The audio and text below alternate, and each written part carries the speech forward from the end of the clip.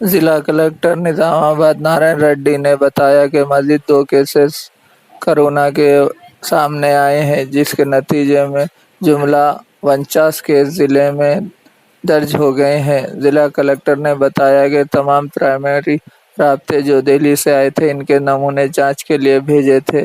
سابقہ افراد کے 103 نمونوں کی رپورٹ کا انتظار ہے۔ آئندہ ہفتہ ضلع کے عوام کے لیے بہت اہم ہے۔